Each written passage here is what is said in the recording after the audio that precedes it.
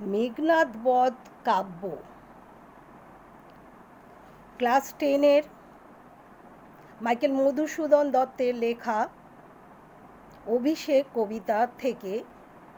তার বিষয় সংক্ষেপটা হচ্ছে দেবী লক্ষ্মী ইন্দ্রজিতের ধাত্রী প্রভাষা রাক্ষসীর ছদ্মবেশে ইন্দ্রজিতের প্রমোদ উদ্যানে এসে বলেন তার প্রিয় ভাই বীরবাহু নিহত হয়েছেন বলে রাবণ রাজা যুদ্ধে যাওয়ার জন্য প্রস্তুতি নিচ্ছেন।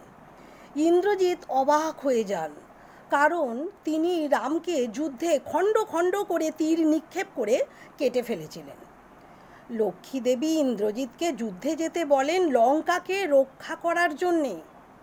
তখন ইন্দ্রজিৎ রণসাজে সজ্জিত হয়ে উঠলেন, যেমনভাবে মা দুর্গার পুত্র কার্তিক তারকাসুর বধের সময় সেজেছিল, কিংবা বিরাট রাজার পুত্র সহ গোধন রক্ষার জন্যে অর্জুন যেমন নপুংসক বৃহন্নলার ছদ্মবেশ ধরে সেজেছিলেন। ইন্দ্রজিতের পত্নী প্রমীলা তার স্বামীকে বিরহ জ্বালার কথা জানালেন। ইন্দ্রজিৎ তাকে আশ্বাস দিলেন শীঘ্রই রামকে বিনাশ করে সে ফিরে আসবে।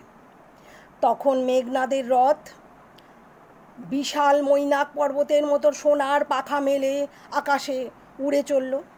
ধনুকের টঙ্কার গরুড়ের গর্জনের মতো আকাশে বেজে উঠল।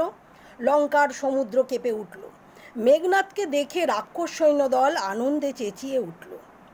রাবণকে প্রণাম করে মেঘনাদ বলল রামকে অগ্নিবাণে ভস্ম করে দেবে, নয়তো রাবণের কাছে নিয়ে সে তার পায়ে বেঁধে এনে ক্ষমা চাবে।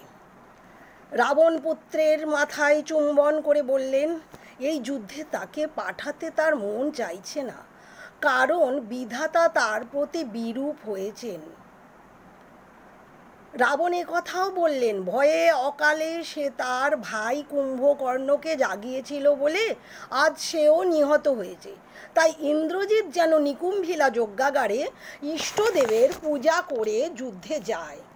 এই বলে রাবণ গঙ্গা জল নিয়ে নানা রকম নিয়ম বিধি পালন করে কুমার ইন্দ্রজিৎকে লঙ্কার সিংহাসনে অভিষিক্ত করলেন।